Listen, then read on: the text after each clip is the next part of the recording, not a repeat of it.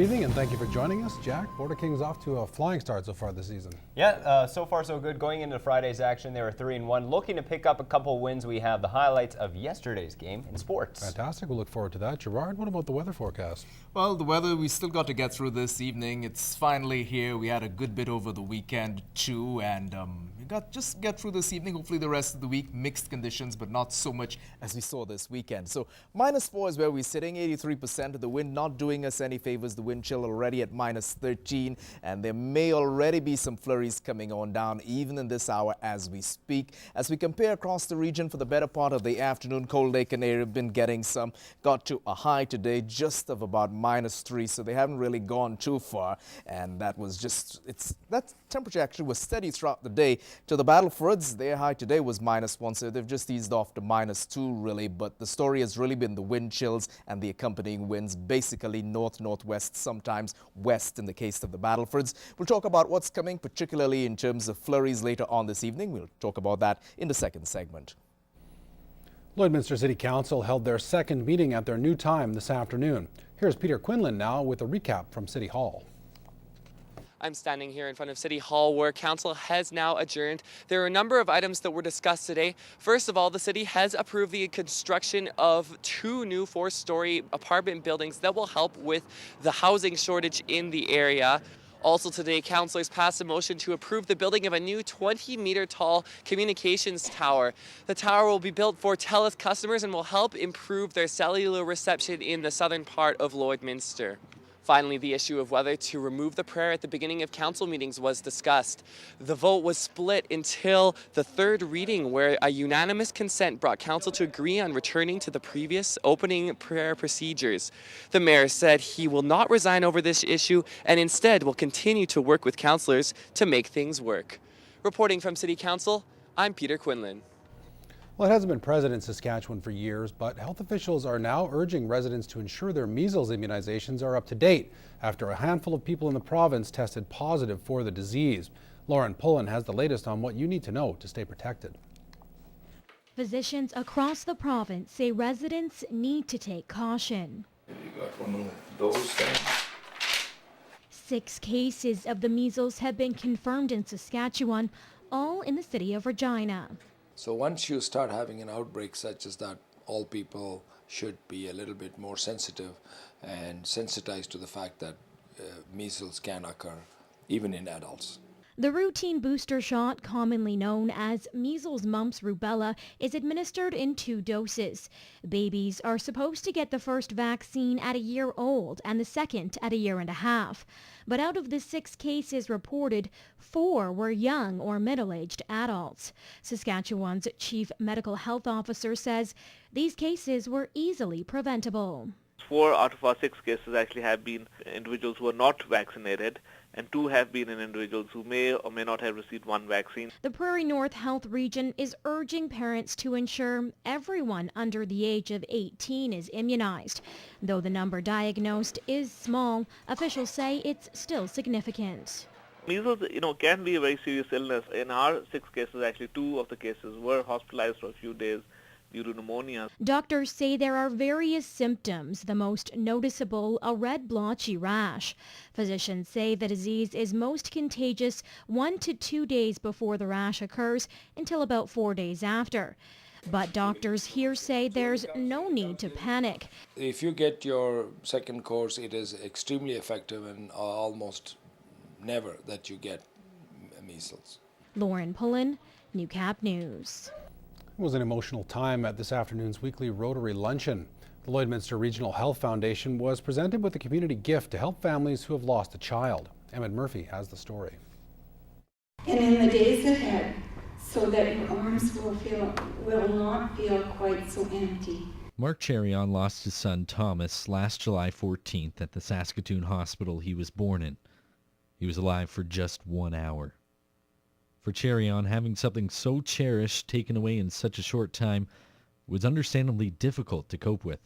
We had the support of our family there, but once we got here, it's almost a disconnect. We didn't have the connections here like we did in Saskatoon when we lost a child in Saskatoon. Cherion unfortunately discovered there was nothing set up in Lloydminster to help people in similar situations. That's when he and his wife decided to do something themselves. With the support of the Rotary Club and his students at Avery Outreach, Cherion created treasure chests that help grieving families. It's kind of important to me because I've had miscarriages in my family and little cousins and stuff pass away. I think the students wouldn't be, especially teenagers, wouldn't be excited about teddy bears, but these guys were excited about putting teddy bears in. Oh, this one's really soft, or I like the color of this one. It was a neat project for them to be able to work on. The chests are filled with a blanket, a card, a teddy bear, and a piece of jewelry for the parent to remember their child. Cherion has also added his support. We were able to find some resources as we went through the project, or went through the loss, and we've added those into the treasure chests. We've also left our name and number and those kind of things for people who might lose a child and need someone to talk to. Emmett Murphy, Newcap News. It was one of the hottest tickets in town. The 4th annual Legacy Center Dinner Theater was sold out again this year with 4 nights of shows raising funds for the local senior center. Lauren Pullen has all the details. Not in a bad mood, Olive. Jeez, women. It's community theater for a cause here at the Legacy Center. It's our major fundraiser for the year. It's 4 nights of dinner theater, and we have all local cast. And Lloydminster residents came out in droves to enjoy a good meal, auction, and live entertainment. This year we were sold out in a week. Yeah, 4 nights of dinner theater. 152 people. We don't have a big hall, but it's totally sold out. Yeah. The theme of Dry Streak hits close to home for many locals. It's a small town in Saskatchewan. It's a family. There's a drought going on. The oldest son goes away every winter to supplement income, comes home with a vegetarian girlfriend. The cast ranges in age from 16 to 60. They've been preparing for months to put on their best performance. What the cast wants is for the audience to have as much fun as we had doing it, so we want them to be out there and just enjoy it. We are an awesome family and we'll be very sad when we're done. It's been a great group of people to work with.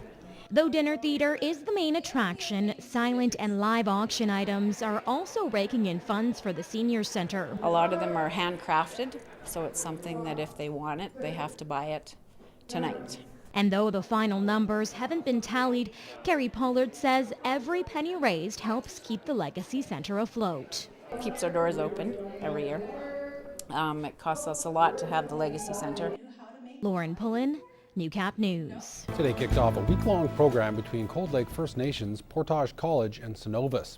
As Clayton Brown explains, members of Cold Lake First Nations have the chance to try on a trade that may be an interest worth pursuing as a career. It's called Try on a Trade. Throughout the week, members of Cold Lake First Nations have the opportunity to gain some insight on different trades offered at Portage College. They'll know what a welder is, or what a steam fitter or a pipe fitter is, or a carpenter, and this in the end we believe is going to help them to complete a program and have a higher success rate to do it. Each day, 2 new trades will be featured, giving those interested some background information on what it's like to attain the ticket, what to expect in the workforce, and it even gives them a little hands-on experience. We have different tradespeople here that will be here showing them. They're journeyman tradespeople that have been hired. They're here to show them exactly what it's all about to get trained in one of these programs. That's pretty good. I never heard of anything like this around here before. I wanted to get into it before. They didn't have anything like this. So it's good that they're putting it on so people can looking to get into it. This will help them. An opportunity like this means a lot for the people of Cold Lake First Nations, as it helps them find an education they quite possibly wouldn't have thought as an option. We're hoping that we will be able to find those people who are not quite sure what they're going to do, need a career, and they'll get this, and then they'll be able to better develop their skills and employment opportunities with it. The band is looking to build off this program to a potentially permanent one.